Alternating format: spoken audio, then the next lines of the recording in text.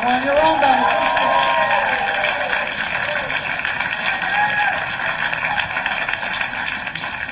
Thanks for coming out and supporting live comedy. I stand before you, ladies and gentlemen, as the world's first and only stand-up economist.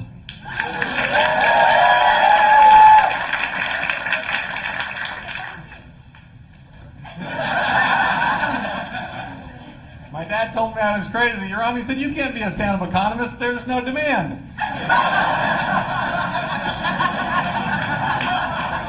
I am killing. I said, don't worry, Dad, I'm a supply-side economist. I just stand up and let the jokes trickle down. I believe in the Laffer curve. Couple of people. Thank you. I only have a couple of things going for me as a stand-up economist. One of them is low expectations. Low expectations put George Bush in the White House. The other thing I have going for me as a stand-up economist is I can make fun of macroeconomists. You know I'm a real economist because I can make fun of sub-disciplines that are totally indistinguishable to people on the outside.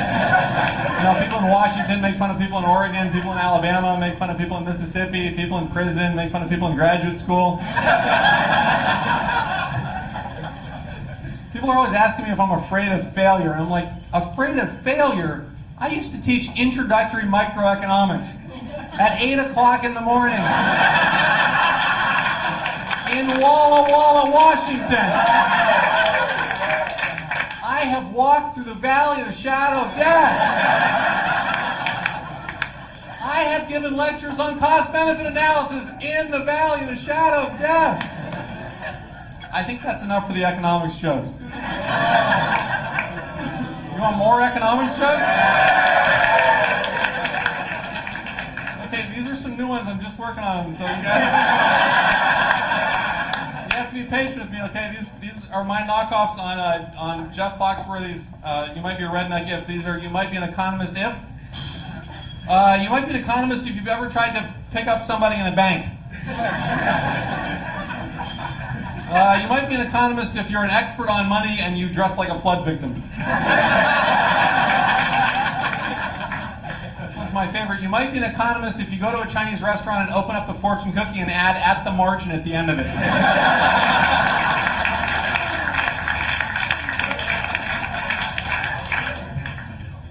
Finally, if you refuse to sell your children because you think they might be worth more later, you might be an economist.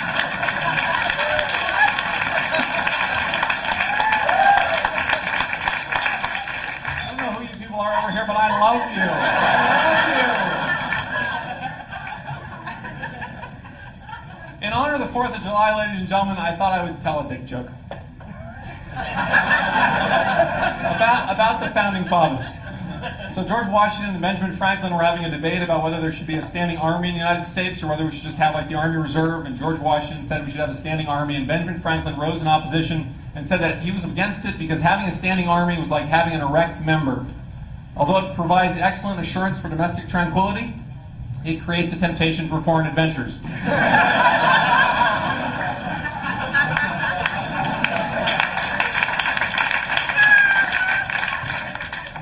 Words were never spoken.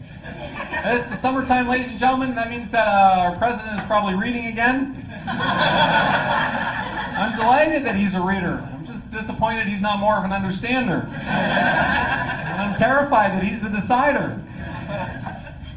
I think you ought to read more. I think you ought to talk to people more too, like people across the political spectrum. I think everybody should do that. You know what, to fix American democracy, here's what I think we ought to do. All the young single people, go and date somebody on the other side of the political spectrum. Right? That goes for everybody. If you're a Democrat, go date a Republican. If you support the Green Party, go date a Libertarian. Right? I mean, I know for some of you it's a challenge. If you're a Democrat and you're gay, there just aren't that many congressional Republicans left.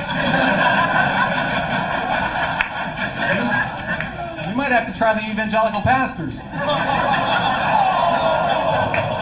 I am allowed to tell that joke.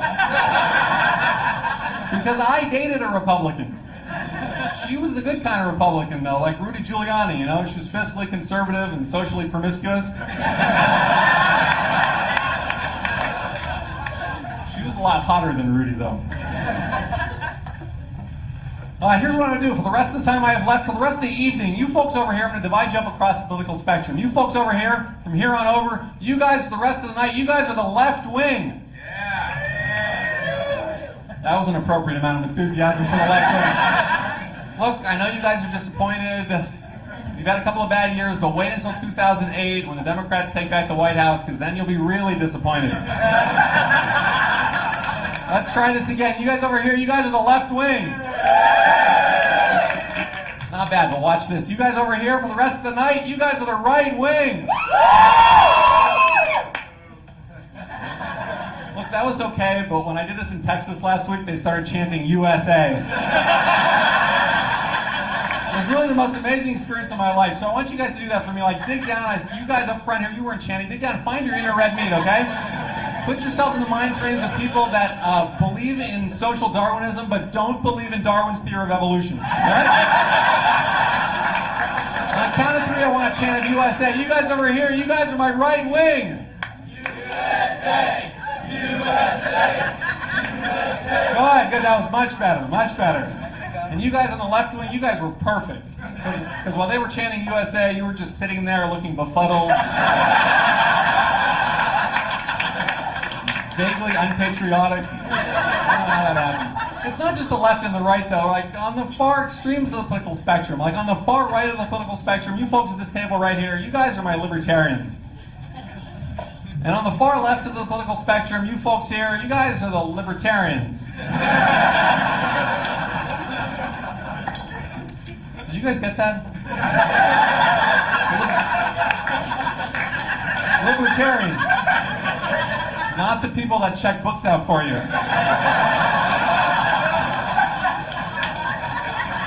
You know what, sir? I don't think you're a libertarian. You know what you are? You're a swing voter, sir. You're one of those people, you're clueless, you're apathetic, and every 4 years you determine the fate of the free world. This man right here, ladies and gentlemen, this man is the idiot savant of democracy. Give him a round of applause.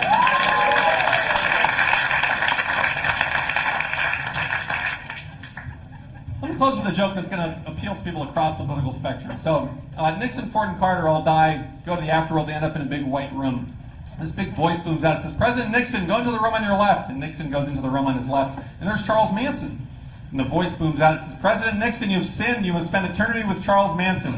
The voice says, President Ford, go into the room on your right. And Ford goes into the room on his right, and there's Jeffrey Dahmer. The voice says, President Ford, you have sinned, you must spend eternity with Jeffrey Dahmer.